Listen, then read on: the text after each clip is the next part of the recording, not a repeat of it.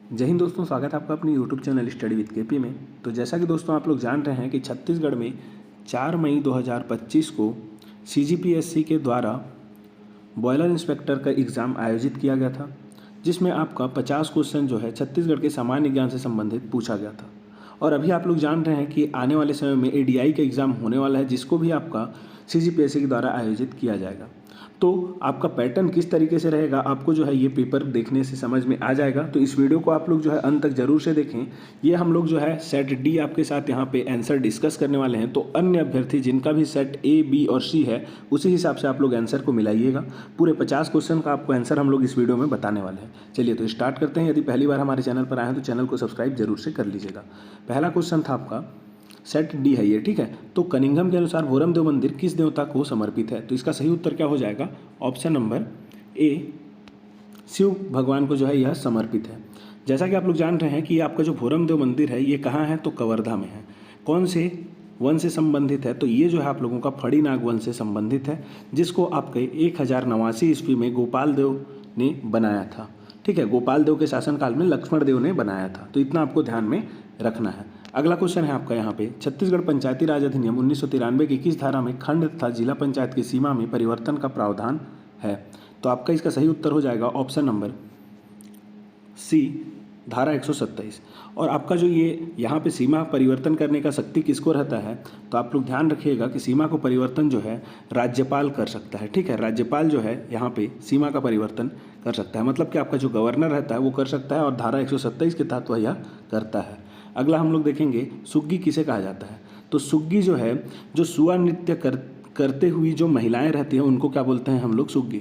तो उसी को यहाँ पे आप लोग देख पा रहे हैं ऑप्शन नंबर सी में, वृत्ताकार नृत्य करती महिलाएं जो कि आप लोगों का सुआ नृत्य करते हैं। तो क्या करते हैं वो लोग? एक सर्कल में ऐसे नृत्य करते हैं, उसी को बोला गया है वृत्ताकार नृत्य करती महिलाएं क्या है आपकी? सुग्गी कहलाती हैं। तो आंसर होगा ऑप्शन नंबर सी। अगला देखेंगे, चौथा नंबर क्वेश्चन, 1857 की क्रांति के समय सोनाखान निम्नलिखित में से किस जिले में सम्मिलित था? तो इसका सही उत्तर क्या हो जाएगा? सोनाखान पहले जो है, अभी वर्तमान में सोनाखान आप लोगों का बलौदाबाजार क्षेत्र में आता है, और बलौदाबाजार जो है पहले छत्तीसगढ़ में रायपुर जिले का हिस्सा था। तो जिस समय 1857 की क्रांति हुई उस समय सोनाखान जो है कौन से जिले में आता था? तो ये जो है रायपुर जिले में आता था। तो ऑप्शन ए इसका सही उत्तर हो जाएगा। अगला क्वेश्चन है, वित्तीय वर्ष 2023-24 में देश के खनिज उत्पादन में छत्तीसगढ़ का हिस्सा क्रमशः रहा। ये वाला क्वेश्चन जो है आप लोग यदि थोड़ा सा दिमाग लगाते तो आपका यहाँ पे सही बन जाता। बहुत लोग इसको सही भी किए होंगे। देखिए, जनरली आप लोग जान रहे हैं कि टीन ऐश के उत्पादन में छत्तीसगढ़ जो है पहले नंबर पर है, और 100% जो है यहाँ पे वो उत्पादन करता है, ठीक है। तो टीन ऐश का हमेशा 100% ही रहेगा छत्तीसगढ़ में, आप लोग देख पा रहे हैं यहाँ पे। तो ऑप्शन कौन कौन सा? ए और सी, इन्हीं दोनों में जो है टीन का उत्पादन 100% दिया है टीन ऐश का, बाकी दोनों में अलग है। तो बी और डी तो रूल्ड आउट हो गए, बचा कौन कौन सा? ए और सी। तो इन दोनों को हमको देखना है। अब आप लोग जान रहे हैं कि इसमें जो है लास्ट का दोनों यहाँ पे सेम दिया गया है। इसके बाद आप लोग देखेंगे चूना पत्थर और टीन तो सेम हो गया। अब कोयला और लोहा में जनरली आप लोग जान रहे हैं कि कोयला जो है हमारे छत्तीसगढ़ में ज़्यादा उत्पादन होता है, तो कोयला का परसेंट यहाँ पे अधिक रहता है। मोस्टली आप लोग देखे होंगे कि कोयला का उत्पादन जो है किससे? तो आयरन के ऐश से, मतलब लौ ऐश से अधिक रहता है। तो यहाँ पे आप लोग देखेंगे ए और सी में कोयला का उत्पादन जो है किसमें अधिक दिया गया है? ऑप्शन ए में, मतलब कि कोयला उत्पादन 20.73%। तो कोई इसको तुक्का भी मारता थोड़ा सा ट्रिक लगा के, तो आंसर ए इसका सही हो जाएगा, ठीक है। चलिए अगला देखेंगे। अगला क्वेश्चन है आपका यहाँ पे, छठवां नंबर क्वेश्चन, क्या दिया गया है? मत्कु द्वीप को इतिहास एवं पुरातत्व के प्रकाश में लाने का श्रेय किसे दिया जाता है? तो ए.के. शर्मा, अरुण कुमार शर्मा जी को इसका श्रेय दिया जाता है। तो आंसर होगा ऑप्शन नंबर ए। मत्कु द्वीप कहाँ है? आप लोग कमेंट करके बताइएगा। अगला क्वेश्चन है, रतनपुर कलचुरियों की राजधानी किस सदी में बनी थी? तो आप लोग जान रहे हैं कि ये जो रतनपुर है वो कलचुरियों की राजधानी कब बनी थी? तो 1055 ईस्वी में जो है रत्नदेव प्रथम, किसने? रत्नदेव प्रथम ने जो है रतनपुर को अपना राजधानी बनाया था। और 1055 कौन सा ईस्वी है आप लोगों का? कौन सा शताब्दी चल रहा है? तो ये आप लोगों का जो है 11वीं शताब्दी चल रहा है, जबकि ऑप्शन में आप लोग देखेंगे तो 11वीं शताब्दी नहीं दिया है। तो आंसर क्या हो जाएगा? ऑप्शन नंबर डी इसका आंसर हो जाएगा। अगला, बजट अनुमान 2024-25 की तुलना में बजट अनुमान 2025-26 के अनुसार छत्तीसगढ़ के विभिन्न विभागों के बजट में वृद्धि का प्रतिशत के रूप में घटते क्रम में, घटते मतलब कि जिसमें सबसे अधिक वृद्धि हुआ है उसको हम लोग सबसे आगे रखेंगे। तो वाणिज्य एवं उद्योग विभाग में सबसे अधिक वृद्धि हुआ है, उसके बाद खेल एवं युवा कल्याण विभाग में, फिर उसके बाद खाद्य एवं नागरिक आपूर्ति विभाग, फिर महिला एवं बाल कल्याण। तो आंसर होगा ऑप्शन नंबर ए। अगला देखेंगे 9th नंबर क्वेश्चन, बीसू क्या है? तो बीसू जो है एक तो ग्रीष्म शिकार को भी बोला जाता है और आपका गोत्र को भी बोला जाता है। तो आंसर क्या हो जाएगा? ए और सी दोनों इसका सही उत्तर हो जाएगा। ठीक है, तो ग्रीष्म ऋतु में शिकार करने का एक पद्धति होता है, उसको भी क्या बोलते हैं? बीसू, और ये गोत्र का भी नाम है। तो ए और सी दोनों है, इसलिए इसका आंसर हो जाएगा ऑप्शन नंबर डी। अगला देखेंगे यहाँ पे 10वां नंबर क्वेश्चन, पंचायतों द्वारा व्यतिक्रम शक्तियों का दुरुपयोग आदि करने पर उन्हें विघटित करने का अधिकार किसके पास रहता है? तो आप लोग ध्यान दीजिएगा, ये जो है राज्य सरकार के पास रहता है यह अधिकार कि उसको वह विघटित कर दे, और या तो राज्य सरकार कर सकता है या तो राज्य सरकार के द्वारा कोई भी विहित प्राधिकारी, मतलब इसके द्वारा कोई भी नामांकित प्राधिकारी जो है इसको क्या कर सकता है? विघटित कर सकता है। तो आंसर होगा ऑप्शन नंबर डी। अगला देखेंगे, मेजर पी वंश एग्न्यू ने छत्तीसगढ़ पर लिखित पुस्तक छत्तीसगढ़ सूबा या प्रांत पर प्रतिवेदन किस वर्ष में प्रस्तुत की गई थी? अब देखिए यहाँ पे जो है आप लोग थोड़ा सा यदि इतिहास याद होगा तो आपका जो ये आंसर है इसका सही बन जाता। आप लोग जान रहे हैं कि ये एग्न्यू जो है छत्तीसगढ़ में अधीक्षक बन के कब आता है? तो सबसे पहले एडमंड आता है, एडमंड के बाद में आपका आता है एग्न्यू। तो एडमंड आता है आपके 1818 में, और 1818 से लेकर के 1818 तक ही यहाँ पे क्या करता है? ये अधीक्षक रहता है। ठीक है, ब्रिटिश अधीक्षक। इसके बाद आता है एग्न्यू। अब एग्न्यू आता है और ये कब तक रहता है? तो एग्न्यू जो है आपका 1818 से लेकर के कब तक रहता है? तो 25 तक यहाँ पे ब्रिटिश अधीक्षक बन करके रहता है। अब 1818 से लेकर के 25 के बीच में ही जो है ये आपका बुक यहाँ पे आप लोग क्या करेंगे? यहाँ पे टिक करेंगे। यदि ट्रिक लगाएंगे तो ऐसे ही कुछ यहाँ पे लगाएंगे, क्योंकि ये पुस्तक में कहीं भी आपको पढ़ने को नहीं मिलेगा, तो उसी हिसाब से आप लोग ट्रिक लगा सकते हैं। तो 1818 तो ये आएगा नहीं, 1900 ज़्यादा हो जा रहा है। अब एक बचता है 1820 और एक बनता है इनमें से कोई नहीं, तो आप इन दोनों में से किसी एक को लगा सकते हैं। तो 50-50 में आपका जो है दोनों में एक सही होने का चांस है। तो मैं रहता तो ऑप्शन नंबर बी लगाता, और इसका आंसर भी क्या है? तो इसका आंसर भी आप लोगों का ऑप्शन नंबर बी है। ठीक है, तो ऐसे आप लोग इसको टिक कर सकते थे, तो यहाँ से आपका ये क्वेश्चन सही हो जाता। ऑप्शन बी इसका सही उत्तर है। अगला आप लोग देखेंगे, अगला आपका क्वेश्चन है 12वां नंबर, अकादशी और अनचिन्हार किताब के लेखक कौन है? तो इसका सही उत्तर क्या हो जाएगा आपका? अकादशी और अनचिन्हार किताब के लेखक हैं ऑप्शन नंबर डी, यहाँ पे जो आपका दिया गया है डॉक्टर विनय कुमार पाठक जी। ये आपके क्या हैं? अकादशी और अनचिन्हार पुस्तक के लेखक हैं। तो ऑप्शन डी इसका सही उत्तर हो जाएगा। अगला है आपका 13 नंबर क्वेश्चन, प्रसिद्ध पर्यटन स्थल पाली के शिव मंदिर का निर्माण किसके द्वारा कराया गया था? तो पाली जो है आप लोगों का, आप लोग जान रहे हैं बाणवंशी शासकों का ये जो है शासन क्षेत्र था पाली, जो कि कोरबा के अंतर्गत आता है। ठीक है, और पाली का जो है प्राचीन नाम क्या है? तो झांझ, झ से झरना वाला झांझ है। ठीक है, झांझ नगर इसका क्या है? प्राचीन नाम है। अब पहले इसको झांझ नगर बोलते थे। यहाँ पे बाणवंशी शासकों ने शासन किया है पाली में, और यहाँ पे जो है शिव मंदिर का निर्माण किसने किया था? तो विक्रमादित्य प्रथम ने यहाँ पे शिव मंदिर का निर्माण किया था। तो इसको आप लोग ध्यान में रखेंगे। अगला है आप लोगों का 14 नंबर क्वेश्चन। तो यहाँ पे आप लोगों को सूची 1 को सूची 2 से मिलान करना है। पहले में पुरस्कार का नाम है और दूसरे में जो है सम्मानित व्यक्ति। तो ये आप लोगों का जो है राज्य अलंकरण पुरस्कार 2024 है। अब इसको आप लोग देख रहे हैं कि पहला जो है आप लोगों का एक ही क्वेश्चन यदि आप लोग इसमें जान रहे होते तो पूरा आंसर आपका बन जाता कि शहीद वीर नारायण सिंह पुरस्कार किसे दिया गया है? तो बुटलू राम माथुरा जी को यह दिया गया है। अब बुटलू राम माथुरा जी को दिया गया है, तो ये ऑप्शन आप लोग देखेंगे डी का 1, तो डी का 1 केवल ऑप्शन सी में है, तो आंसर हो जाएगा ऑप्शन सी। अब अगला देखेंगे 15 नंबर क्वेश्चन, सन 1905 में छत्तीसगढ़ का कौन सा जिला पृथक होकर अन्य प्रांत में शामिल हो गया था? तो कौन सा हुआ था?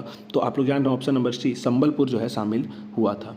और इसके बदले में हम लोग जो है जो चांगभकार क्षेत्र, छोटा नागपुर का जो हमारा सरगुजा संभाग है, वो छोटा नागपुर का क्षेत्र था, उसको हम लोग यहाँ शामिल किए थे छत्तीसगढ़ में, और हमारा वर्तमान जो अभी छत्तीसगढ़ का मानचित्र है वह तैयार हुआ था।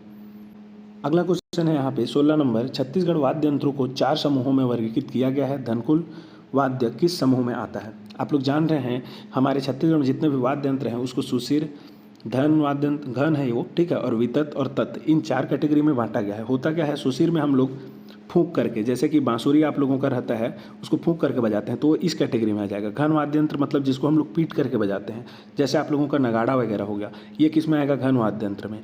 ठीक है, सॉरी नगाड़ा नहीं, इसमें आपका जो है कोई आघात करने वाला, जैसे घंटा, घंटा जो रहता है वो क्या होता है? जो मंदिर का घंटा रहता है वो किस में आ जाएगा? घन वाद्य यंत्र में।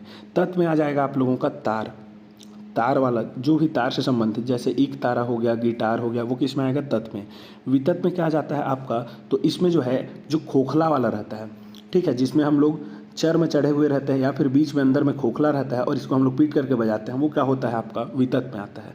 तो आपका ये जो धनकुल है ये किससे बनता है? तो आपका धनकुल कुछ इस तरीके से रहता है कि एक ऐसा घड़ा रहता है, ठीक है, घड़ा। अब इस घड़े में हम लोग एक सूपा को ऐसे लगाते हैं, सूपा, इसके साथ हम लोग क्या करते हैं? एक धनुष लगाते हैं, धनुष ऐसा, और इसको हम लोग क्या करते हैं? खपची से बजाते हैं, ये जो धनुष का तार रहता है उसको। तो तार को हम लोग बजाते हैं तो ये किस में आ जाएगा? तत्वाद्य यंत्र में आ जाएगा। तो आंसर होगा ऑप्शन नंबर डी। अगला है 17 नंबर, नगर पालिका निगम अधिनियम 1956 के परिप्रेक्ष्य में केवल छत्तीसगढ़ राज्य में लागू प्रावधानों को नीचे दिए गए कॉलम 1 को 2 से सुमेलित कीजिए। तो देखिए ये जो है आप लोगों का, किसी को एकदम एग्जैक्ट आंसर पता है तो आप लोग कमेंट करके बताइएगा, वरना हम लोग इसको कमेंट सेक्शन में आपका आंसर बताएंगे। अगला क्वेश्चन है आपका यहाँ 18 नंबर क्वेश्चन, सोमेश्वर देव प्रथम से संबंधित शिलालेख है। तो सोमेश्वर देव प्रथम आप लोग जान रहे हैं कि बस्तर के छिंदक नागवंशी शासक हैं, ये छिंदक नागवंशी। अब इनका जो है सोमेश्वर देव प्रथम का जो शिलालेख है वो है कुरुसपाल शिलालेख, जिसको इन्होंने जो है 1069 ईस्वी में क्या किया था? यहाँ पे जारी किया था। अब इसी से इनका पता चलता है कुरुसपाल शिलालेख से कि इन्होंने मधुरांतक देव का क्या किया था? वध किया था। मधुरांतक देव का वध किया था किसने? सोमेश्वर देव प्रथम ने। और इसे 1069 ईस्वी में क्या किया गया था? जारी किया गया था। तो इसका आंसर क्या हो जाएगा? कुरुसपाल शिलालेख। अगला क्वेश्चन है छत्तीसगढ़ उद्यम क्रांति योजना का उद्देश्य क्या है? तो इसका उद्देश्य क्या हो जाएगा आपका? राज्य में युवाओं के लिए स्वरोजगार के अवसर बढ़ाना। अगला है 20 नंबर क्वेश्चन, इसमें आपका जो है मिलान करना था, एक तरफ है खनिज, दूसरी तरफ खनिज भंडार का स्थल। तो ये जो है पूरा मिला हुआ है, पहला का 1 होगा, दूसरा का 2 होगा, तीसरा का 3 होगा और बॉक्साइट का आपका 4 होगा, ठीक है। तो चूना पत्थर कहाँ मिलता है? काकसेना पहाड़ में। टीन कहाँ मिलता है? राजा देवरी में। स्वर्ण खौना में और बॉक्साइट पाड़ापुर में। तो 1 2 3 4 मतलब ऑप्शन नंबर ए इसका क्या हो जाएगा? सही उत्तर हो जाएगा। तो ये तो हो गया आपका क्वेश्चन नंबर 20। अब हम लोग अगला देखते हैं 21 नंबर क्वेश्चन, छत्तीसगढ़ नगर निगम संशोधन अध्यादेश 2024 की धारा 24 से संबंधित है। तो धारा 24 में क्या दिया गया है? इसमें महापौर को वापस बुलाया जाना। तो ऑप्शन नंबर डी इसका सही उत्तर हो जाएगा। 22 नंबर, छत्तीसगढ़ नाचा के भीष्म पितामह किन्हें कहा जाता है? तो नाचा के भीष्म पितामह आप लोग जान रहे हैं कि दुलार सिंह मंदराजी जी को कहा जाता है। ये सब क्वेश्चन हम लोग किए हुए हैं हमारे MCQ सीरीज़ में। अगला आप लोगों का क्वेश्चन है यहाँ पे, छत्तीसगढ़ में व्यक्तिगत सत्याग्रह किसने प्रारंभ किया था? तो किसने प्रारंभ किया था? तो पंडित रविशंकर शुक्ल जी ने छत्तीसगढ़ में व्यक्तिगत सत्याग्रह प्रारंभ किया था। भारत में किसने किया था? आप लोग कमेंट करके बताइएगा। अगला क्वेश्चन है आपका 24 नंबर क्वेश्चन, छत्तीसगढ़ की GSDP में स्थिर मूल्य पर वित्तीय वर्ष 2024-25 के अनुसार प्रतिशत के रूप में क्षेत्रवार योगदान का घटते क्रम, मतलब कि कृषि, उद्योग और सेवा क्षेत्र में किसका योगदान सबसे अधिक है? वो पहले आएगा, फिर उसके बाद उससे कम वाला आएगा, फिर लास्ट में सबसे कम वाला। तो आप लोग यदि देखेंगे तो सबसे अधिक किसका है? उद्योग का है, फिर उसके बाद सेवा का है, फिर उसके बाद आपका कृषि का है। तो ऑप्शन बी इसका क्या हो जाएगा? सही उत्तर हो जाएगा, ठीक है। तो ऑप्शन बी इसका सही उत्तर होगा। अगला देखेंगे 25 नंबर क्वेश्चन, छत्तीसगढ़ के किस जिले में प्लास्टिक पार्क प्रस्तावित है? तो प्लास्टिक पार्क आपके छत्तीसगढ़ के रायपुर के सरोरा में प्रस्तावित है। ऑप्शन नंबर ए इसका सही उत्तर होगा।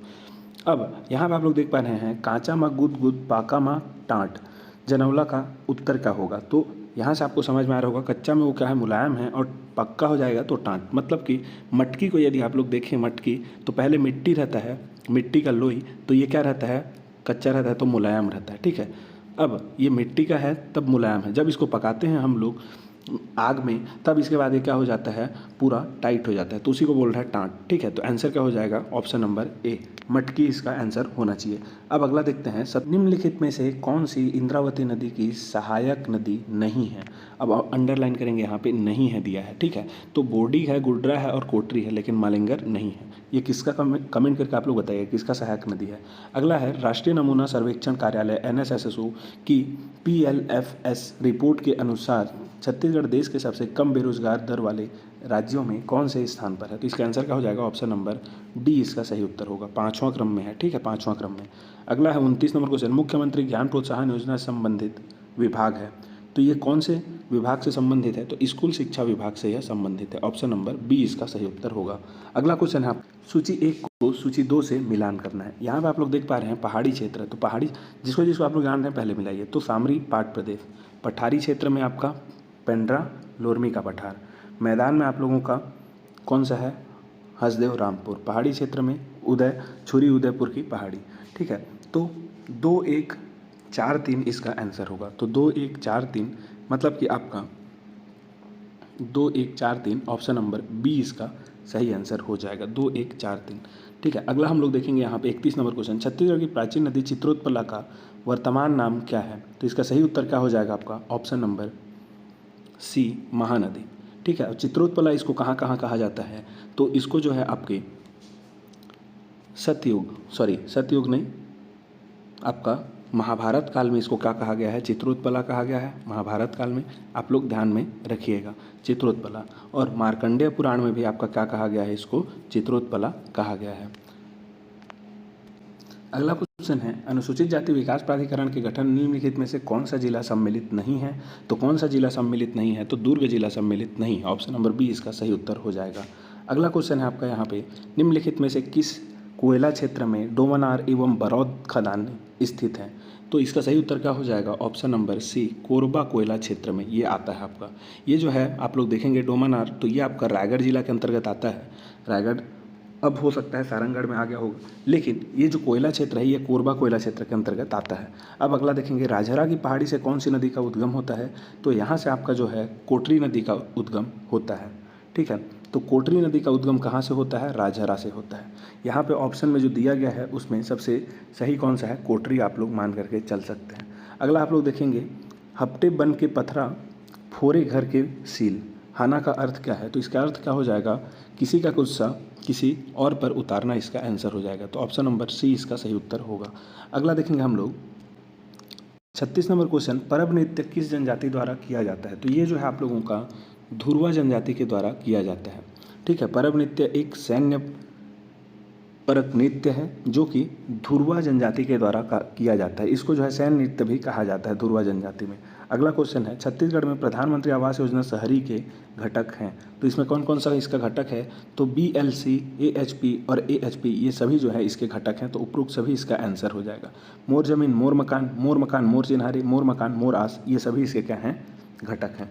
अगला क्वेश्चन है आपका 38 नंबर क्वेश्चन, भारत सरकार की योजना एकीकृत अधोसंरचना विकास केंद्र के तहत निम्न में से किस स्थान पर नया एकीकृत अधोसंरचना विकास केंद्र IIDC प्रस्तावित है?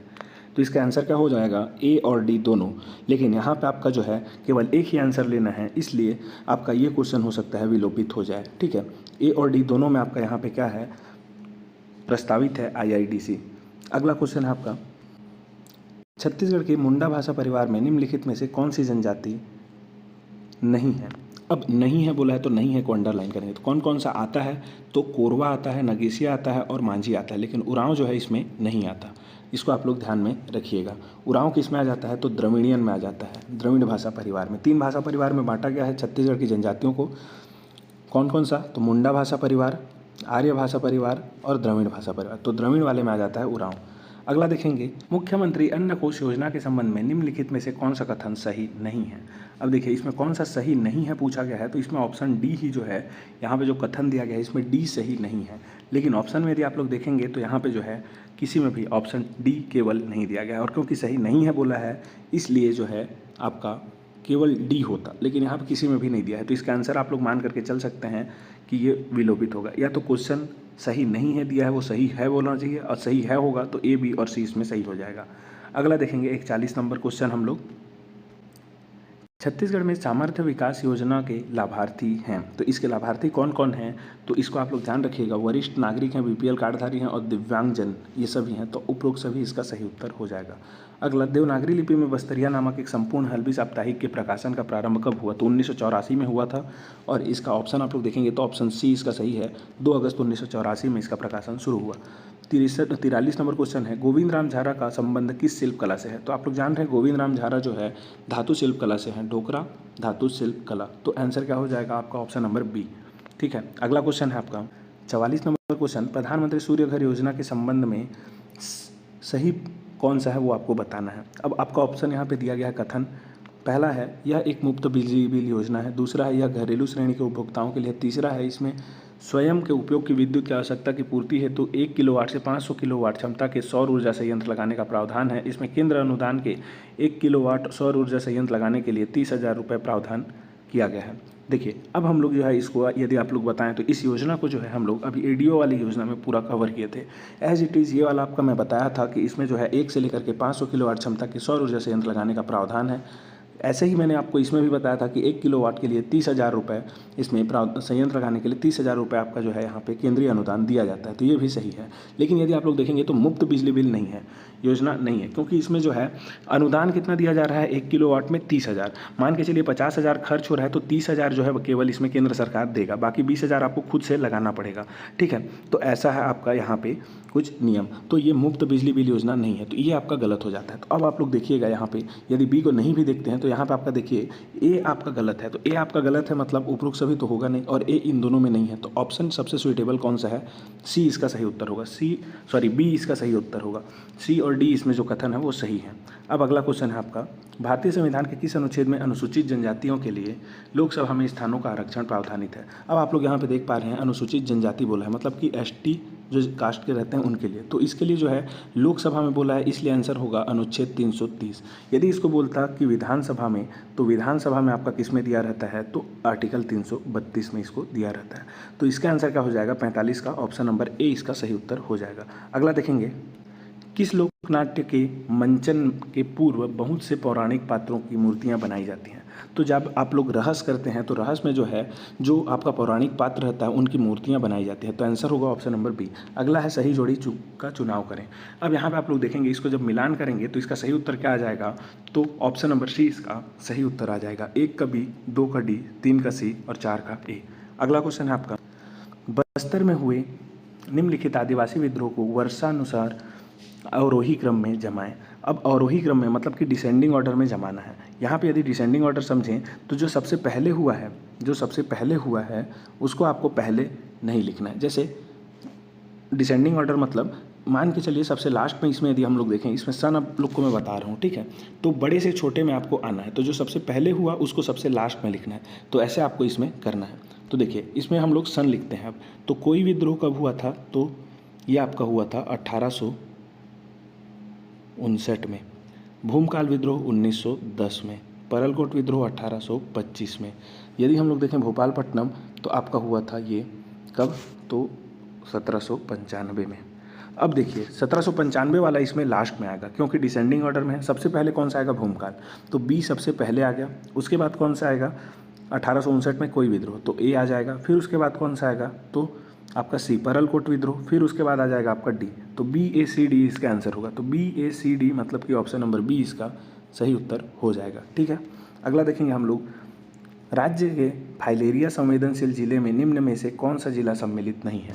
तो ये जो है आपका करंट का क्वेश्चन है, इसको जो है अभी हमारे पास इसका आंसर नहीं है, तो यदि आप लोग कोई जान रहे हैं तो इसको आप लोग कमेंट सेक्शन में बता सकते हैं। अगला है, प्रत्येक 5 वर्ष की समाप्ति पर पंचायतों की वित्तीय स्थिति के पुनर्विलोकन के लिए वित्त आयोग का गठन किसके द्वारा किया जाता है। तो इसको जो है आप लोग जान रहे हैं कि गवर्नर जो राज्यपाल रहते हैं उनके द्वारा इसको किया जाता है। अब राज्य में वित्त आयोग की जो गठन है कौन से अनुच्छेद में किया जाता है, तो 243 अनुच्छेद 243। अब क्योंकि ये जो है वित्त आयोग है तो वित्त इनकम संबंधित है, तो आई, तो 243 आई के तहत इसको किया जाता है, राज्यपाल इसको करते हैं। तो ये थे आपके 50 क्वेश्चंस के आंसर।